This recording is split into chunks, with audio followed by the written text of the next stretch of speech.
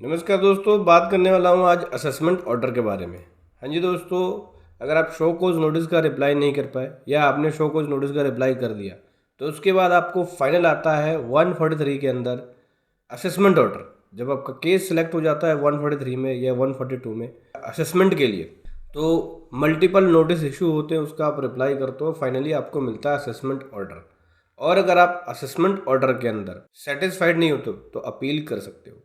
चलिए complete process बताऊंगा कि क्या होता है असेसमेंट ऑर्डर और कैसे अगर हमें असेसमेंट ऑर्डर मिल जाए और हम प्रॉब्लम में फंस जाए, हमें हमारे ऊपर ऐसी डिमांड लगा दे जो कि सही नहीं है। एक्चुअल मेरी डिमांड ये नहीं होनी चाहिए थी। आपके पास डॉक्यूमेंट है, अगर आप आगे फाइट करना चाहते हो तो क्या प्रोसेस होगा और किस तरीके से इसको सॉल्व कर सकते हैं, पूरा कंप्लीट प्रोसेस बताऊंगा। उससे पहले बताना चाहूँगा, जो भी भाई बंधु मेरे चैनल पे पहली बार है, इस वीडियो को पहली बार देख रहे हैं, जिन्होंने अभी तक सब्सक्राइब नहीं किया सब्सक्राइब कर लीजिए, साथ ही साथ बेल आइकन पे भी क्लिक कर लीजिए ताकि इस तरह का कंटेंट आपको मिलता रहे। सो दोस्तों, आपको भी इनकम टैक्स का अगर नोटिस रिसीव हुआ है और आपने नोटिस का रिप्लाई किया है या नहीं किया है, रिप्लाई किया है तो केस उसके अकॉर्डिंग चलता रहेगा और फाइनली आपको मिलेगा असेसमेंट ऑर्डर। और असेसमेंट ऑर्डर में लगा देंगे डिमांड, जैसे कि देख सकते हैं दो इशू करते हैं। 143 में मिलता है असेसमेंट ऑर्डर, ये असेसमेंट ऑर्डर, साथ ही साथ मिलता है एक डिमांड नोटिस जिसमें डिमांड लगाते हैं। ठीक है, अब ये जो एसएससी है इसकी जो डिमांड है वो बहुत हैवी लगा रखी है, क्योंकि इनकी थी एफ एंडो ट्रेडिंग के अंदर जो ट्रांजेक्शन होती है वो बड़ी हाई होती है, क्योंकि बाई और सेल करते हैं, फिर उसके हिसाब से प्रॉफिट निकलता है, उस हिसाब से बैंक में ट्रांजेक्शन होती है। तो इनका हुआ केस ये है कि एफ ट्रेडिंग कर रहे थे, ये सेल परचेज की वैल्यू करोड़ों में थी। ठीक है, ये मान के चलो। तो इन्होंने अपनी इनकम दिखाई, हालांकि लॉस डिक्लेयर किया था आईटीआर के अंदर। ठीक है, ये असेसमेंट ऑर्डर में भी लिख रहे हैं कि भाई लॉस दिखाया था आईटीआर के अंदर, और इस हिसाब से टर्नओवर 84 लाख थी और एग्रीकल्चर इनकम भी थी 16 लाख समथिंग की। डॉक्यूमेंट प्रूफ किए गए, डिपार्टमेंट ने उसको देखा और देखने के बाद देखिए नेट लॉस 7 लाख रुपए का है, ये कंसिडर किया गया। हालांकि लॉस इसने उन्होंने कंसिडर नहीं किया 7 लाख रुपए की, और 16 लाख रुपए की जो एग्रीकल्चर इनकम है उसको भी कंसिडर नहीं किया।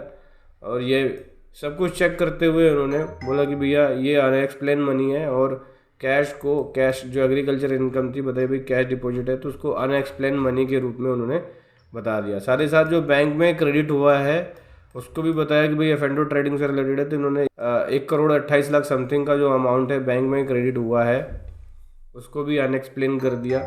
बोल दिया कि भैया इसे एक्सप्लेन नहीं कर पाया। हालांकि ग्रो के स्टेटमेंट में 22 लाख था, लेकिन ये बाद में एसएससी ने जो लेजर दिया था ग्रो का वो गलत दिया था। बाद में जब वो सारी रिपोर्ट निकाला तो पता चला भाई कि उसकी ग्रो की ट्रांजेक्शन की वैल्यू कुछ और है। हालांकि इस अमाउंट को टैली नहीं कर रहा, लेकिन जो बैंक में क्रेडिट हुआ, एक बैंक से दूसरे बैंक में भेजा, कॉन्ट्रा एंटर भी है, फ्रेंड एंड फैमिली से लिया गया पैसा भी है, तो ये पूरा अमाउंट उठा के इन्होंने एडिशन में कर दिया, अनएक्सप्लेन मनी के अंदर डाल के एडिशन कर दिया पूरा अमाउंट का। और पूरा अमाउंट का एडिशन करके उसके हिसाब से शोकोज नोटिस दिया। शोकोज नोटिस देने के बाद बोल दिया कि भैया ये जो अमाउंट है इसके बेसिस पे हम टैक्स डिटरमाइन कर रहे हैं।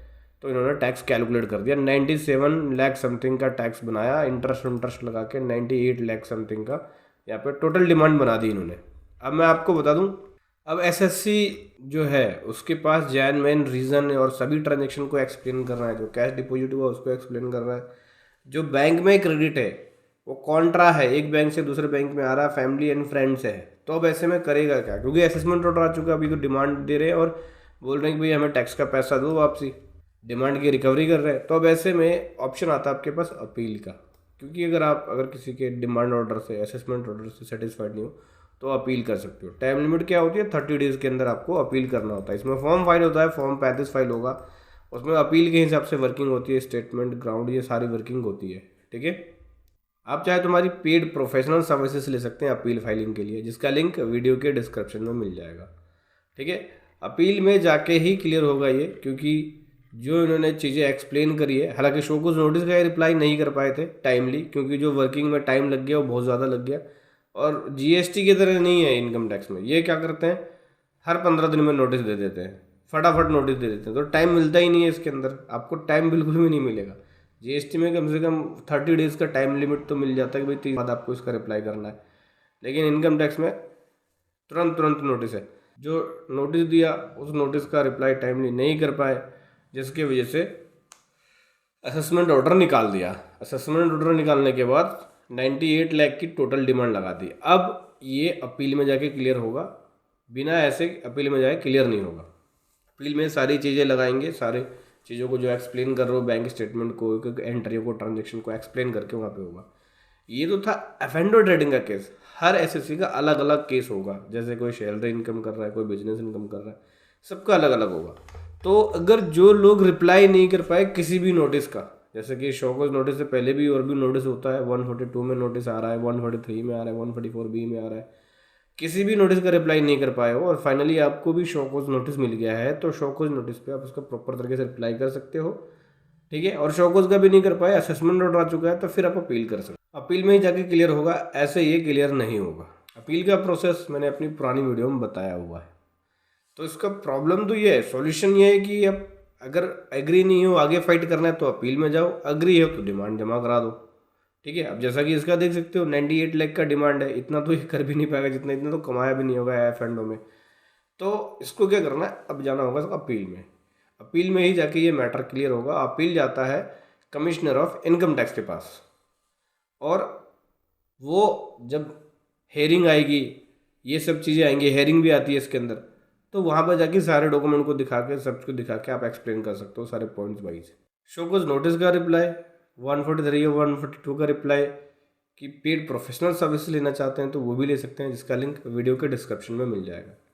देखिए, अगर आपको नॉलेज नहीं है तो खुद से वर्किंग मत कीजिए, किसी प्रोफेशनल की हेल्प ज़रूर लीजिए, क्योंकि यहाँ तक तो आपने गलत कर ही दिया है, आगे भी आप करते जाओगे तो गलत हो जाएगा और आपका हैवी डिमांड बन के आएगा, जैसे इनका बन के आया। वीडियो कैसे लगी ज़रूर बता। Thank you so much. जय हिंद, वंदे।